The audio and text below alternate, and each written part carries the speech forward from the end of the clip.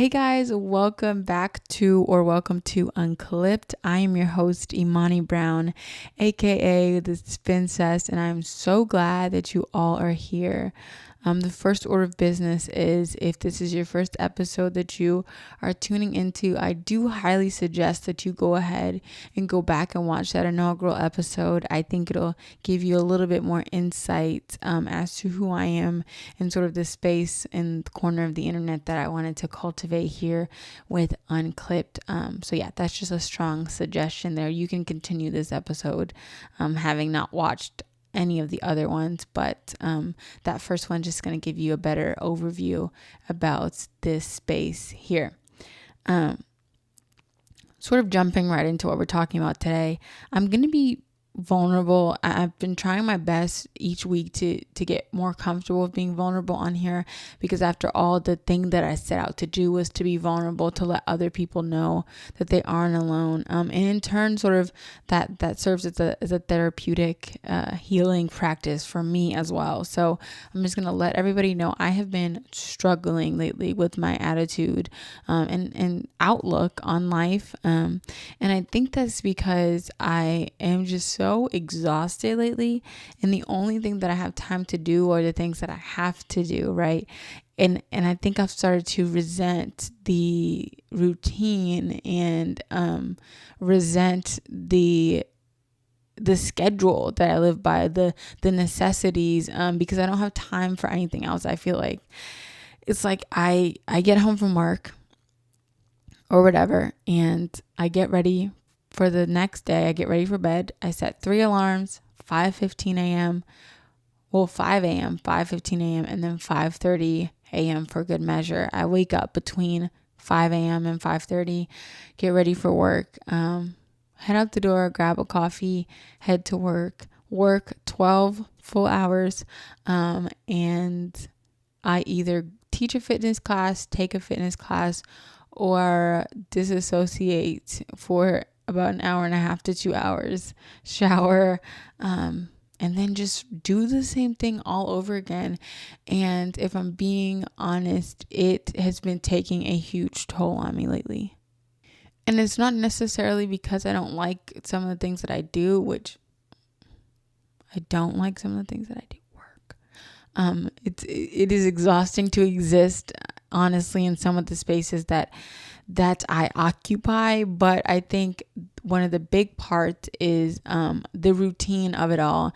So while parts of me really thrive in a routine and stability and predictability, there are other parts of me that wish that there was some more time and energy towards novelty in my life. Parts of me love the stress that's lifted off my shoulders when I'm able to have a more organized and structured day. But other parts of me, I guess equal and opposite parts of me, crave what it feels like to just wing it a little bit and see where the day takes me.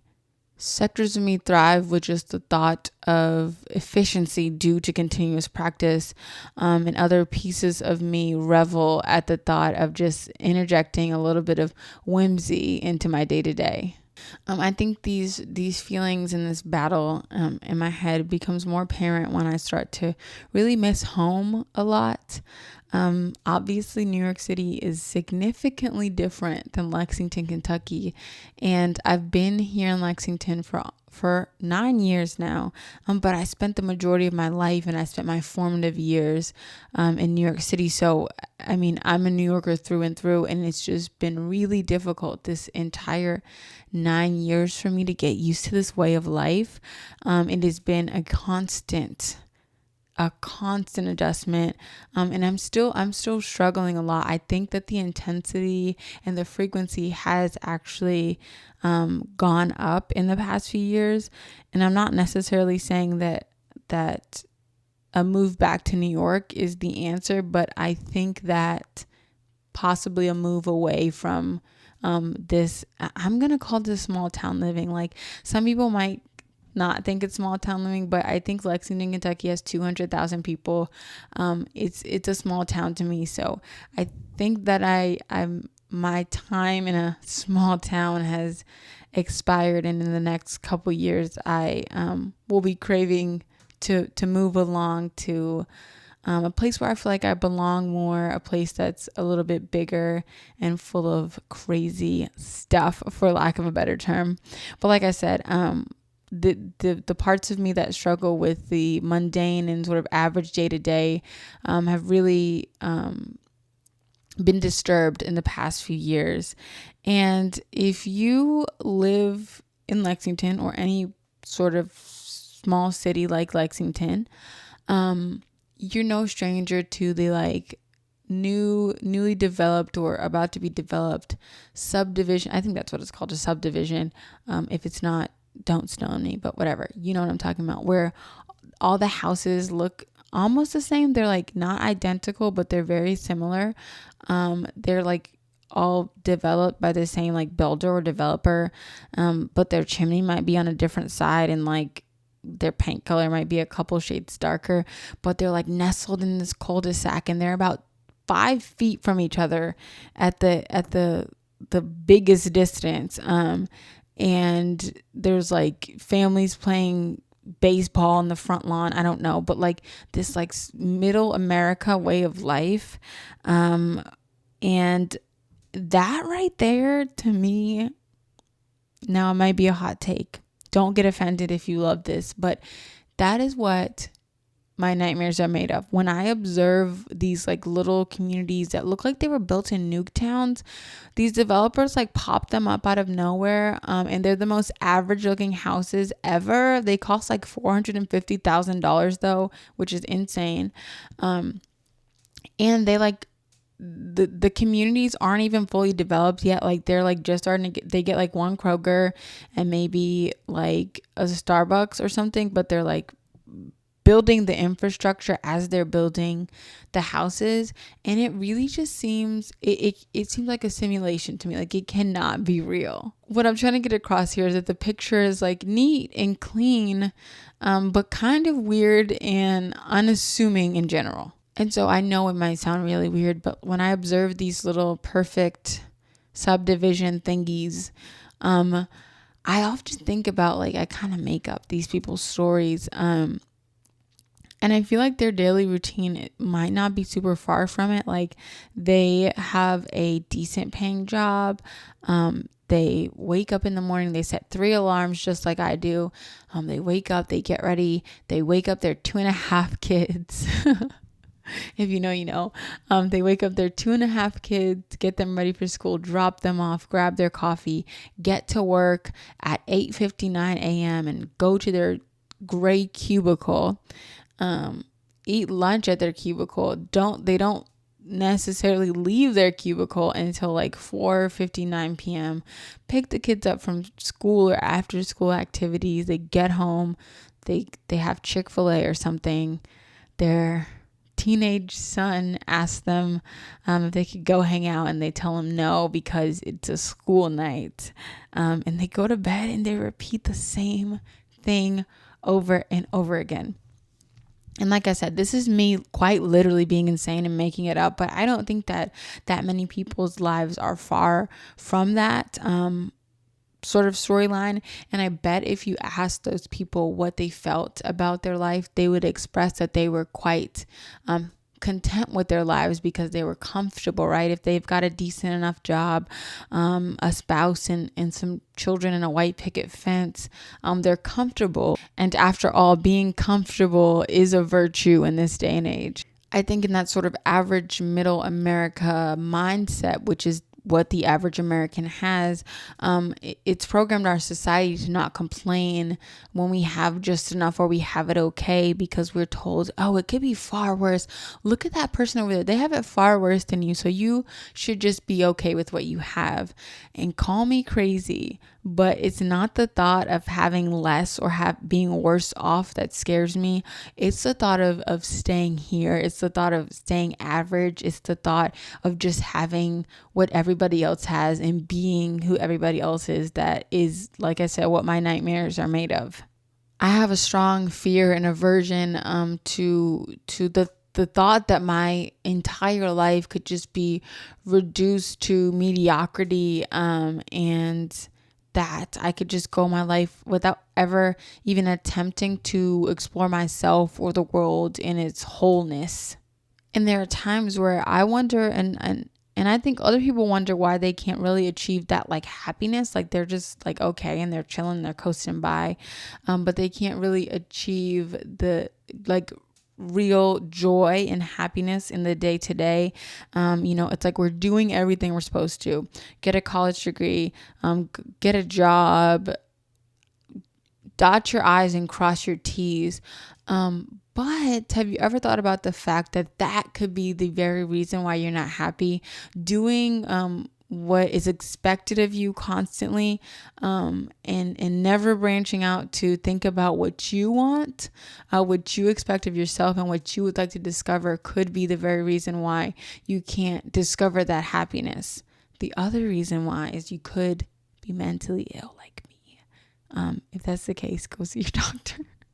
I got a little mix of both, right? I'm like living a little bit of a mediocre life right now and I'm mentally ill. So we got two battles to deal with. I give this a little like if you're in the same boat, you're like half and half, or like an Arnold Palmer. Can anybody else not pronounce Arnold Palmer? Well, anyways, I digress. Before we progress, I also want to say, if you are perfectly happy with a mundane, average, chill, vibe out lifestyle, how I described in your cul-de-sac and stuff, that is fine. Like, I'm not dissing you at all. This episode is probably not suited for you if that's something that you enjoy and you don't particularly like the noisiness of uncertainty. And like I said, that's fine for you, and I'm actually very happy for you. For me, I'm finna turn up. But yeah, this is not for you if you are okay with just like being comfortable. There's different personalities in the world. Everybody has a different way of life, and I think this is sort of a niche topic as far as lifestyles go. As you can tell, I set out with the intention of today's episode just speaking about my crazy fear about leading a mediocre life.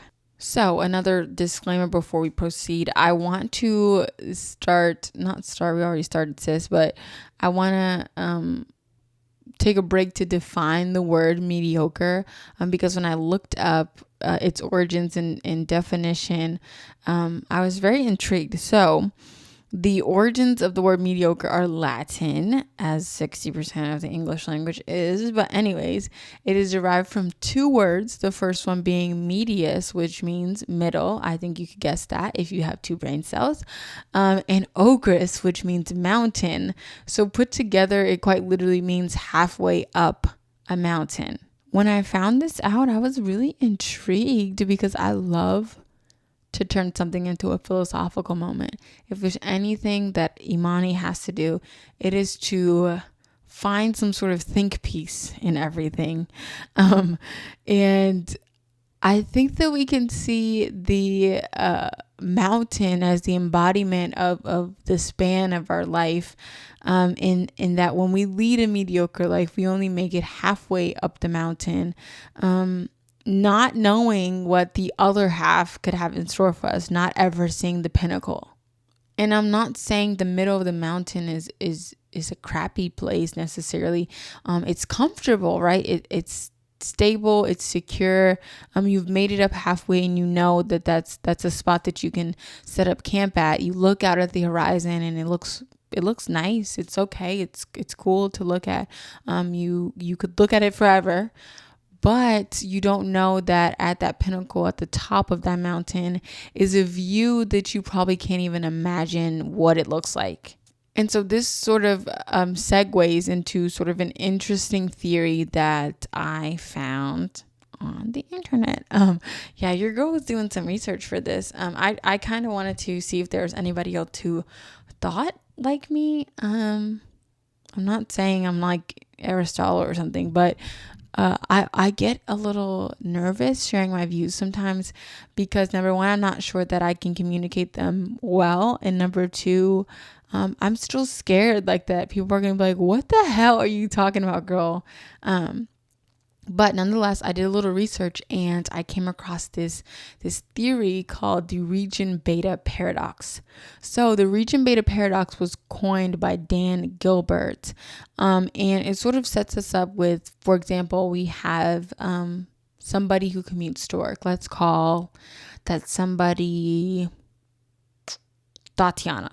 So Tatiana commutes to work, and they say, if the commute to work is 1 mile or less, I will walk to work. But if the commute is more than 1 mile, I will bike to work. So say their commute is 2 miles. They will bike to work. And in that 2-mile bike ride, they got to work faster than they would have if their workplace had only been 1 mile away, in which they would have walked there. And here lies the paradox. Tatiana is willing to endure a walk that will take longer because the distance is shorter, rather than just biking there, in which the distance might be longer, but they will get there quicker. In simpler terms, the region beta paradox outlines our compliance with the things that are just not so bad, things that like could be worse. And oftentimes things that we see as objectively worse for us might actually be better for us in the long run. Like Tatiana, she is able to get to work quicker at the 2-mile commute than she is the 1 mile because she is biking there. So the worse off situation, the further distance, actually puts her in a better off situation because she gets there quicker. And the paradox applies to our life heavily. There are situations and scenarios where we feel a sense of comfort and stability. We might not necessarily feel happy or fulfilled, but we feel okay there. And because of how we've been conditioned, we think that things could be far worse than that. So we stay stagnant in that place. And this is why the region beta paradox is valid, because a worse situation, a terrible situation, would force us to understand that we have to move from that situation. We can't stay there. A worse situation would force us to move from that middle point of the mountain up until that pinnacle. And I think about it in terms a lot about like work and stuff like that. I know I crap talk my job all the time. But listen, a lot is happening, right? I'm not necessarily saying it's bad, but a lot is happening. No shade. But there's so many older people there that say it all the time. They're like, this place is fine. It's one of the better places I've worked at. There are far worse. Girl, I don't care if there's far worse. I don't like it, right? But seriously, it's like, just because there's far worse places, just because this place is okay, does not necessarily mean it's the place that you should stay. Like, I'm not saying it's not the place you should stay. I'm saying that saying it's okay and it's better than other things is not a valid reason to give to stay at a place. And had the workplace been terrible and obvious violations of, I guess, the employee-employer relationship of some sort, people will be forced to move along and forced to recognize that there are possibly better things out there for them. But because the relationship is just okay, people will sit there and complain all day, never do anything about it, stay at that job for 35, 40 years and retire, having never known the full potential that they possess, having never known the impact they can make in a different workplace, having never known that their relationship with their employer could be better, that their happiness and fulfillment at work could be better, just because they were scared of not being comfortable. They were uncomfortable with being uncomfortable. And I think this is exemplary of the fact that in an effort to create stability sometimes, or maintain the stability, we rid ourselves of that creativity and individuality that makes us ourselves and that helps us feel fulfilled. And like I keep going back to, America sort of drills this in our head, a culture of conformity, stability, and averageness. I mean, from the fact that they suggest you wear like a black pantsuit or skirt suit, if whatever, or like navy blue to an interview. And if you were to wear anything like a bright color to like a corporate interview, you would be probably ostracized or stared at like you're a maniac. From like HOAs, which we can make a whole video on HOAs. If you live in an HOA neighborhood, good for you. But girl, nobody's about to tell me what color I can paint my door when I own a house. But I feel like other countries don't have HOAs. Like there's no way. That is a weird cult. This culture of mediocrity values this conformity, and thus I feel like us in America and in middle America specifically, because I truly didn't really feel this way in New York, but I feel like people who conform and people who are really good at being average, really good at being mid, they are seen as morally superior to everyone else. Like if you're different, you express yourself in a different way, you are not the status quo, you don't subscribe to those ideas, you are seen as morally inferior. And we should absolutely fear the average, because lest we abandon those comfort zones, we will never fully realize our potential. And those comfort zones are just that. They're comfortable, they're warm, they're cozy, they're all right, and they are quiet, they're nice, right? But I think sometimes our comfort zone can distract us from our true higher purpose. You strive for the okay marriage, the 2.5 kids, the 2,000 square foot house, the $75,000 a year earning potential, and you're okay with that. You're content with that, never having explored the fact that on the exterior of the box that you exist in is a world that you didn't even know existed, full of potential that you possess once you step outside of that box. And I could talk about this for hours, but I don't want to end this episode not having examined the other side of the coin. I try my best to do a lot of introspection and figure out my thoughts and think about them from different perspectives. And I don't think that the fear of being average is all good. I don't necessarily think that this fear solves all of my problems and helps me move forward with ambition and determination at all points in time. Sorry, I got a notification. A notification popped up on my computer, and I was scared that it was telling me I was not like recording on my microphone. It was not telling me that.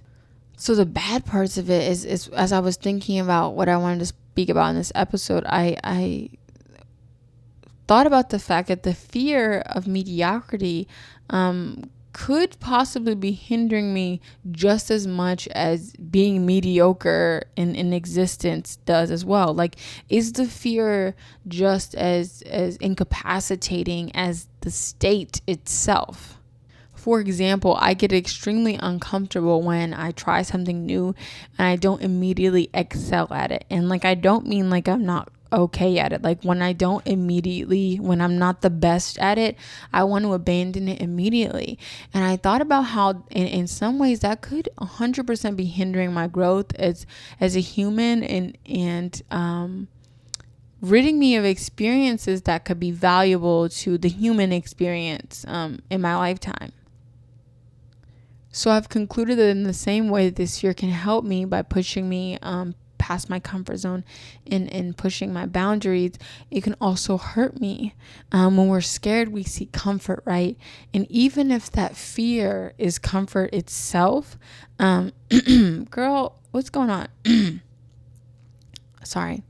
Even if that fear is comfort itself, it still proves incredibly difficult to step away from. Because what do we default to as our reference point when we're fearful? So if I'm being honest, I feel like for a while I have been a prisoner to this fear. I fear the average life so much that I'm afraid to make a move. And I often think that this might be a little bit worse than people fearing failure, because I fear the average life, so I don't take a risk. And without taking the risk, I can't not live an average life. So I'm existing in the space that I'm fearful of, rather than somebody who might fear failure. Doesn't have to exist in that space. They can just avoid failure, and still fear it and like go about their lives. But when you fear averageness and you're existing, or you feel like you're existing in that space, it's really a difficult sort of mental battle. So a few ways that I plan on moving forward from this in the near future, hopefully, is acknowledging my fear, and allowing myself to sort of feel the feelings behind it, referencing why I think I'm feeling that way, and what can I do realistically to get myself to a place where I don't feel like is average, because that average life does look different to most people. And I'm talking in terms of like I said, the middle American average lifestyle that is terrifying to me. Like, imagine, like I said, 2 parents, mom and a dad, and 2.5 kids, and they're like walking up to you in the middle of the night with like, they're holding their like the things from their picket fence, the stakes from their picket fence, and coming after you. Oh my God, that's terrifying. I'm probably gonna have nightmares about that tonight. But yeah, I that middle American lifestyle is what I'm referencing, sort of throughout this whole episode here.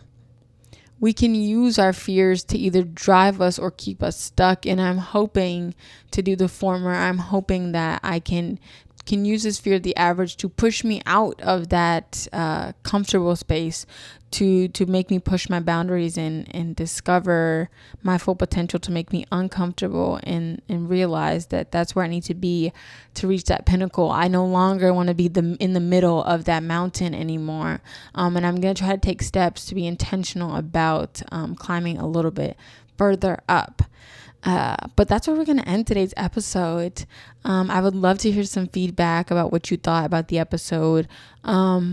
I'd love to have some discourse really about this topic and being average, because I know that this might not be a popular opinion. Like, I know obviously if something is average, then most people are it, and most people might enjoy it. So I'd really love to hear from like both sides of people who are like scared of being average, who don't want to be average, who go out of their way to not be average, and people who enjoy being average, being mundane, just having a very strict routine that they follow day in and day out, and they never stray away, and that's their source of happiness and comfort.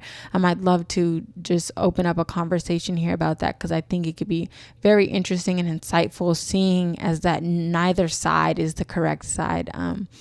So yeah, thank you all for watching. I hope to see you all in another watching or listening. I hope to see you all in another episode. Again, I would love feedback. Please share, like, follow, subscribe, all of the things. And I will be having a giveaway sometime soon.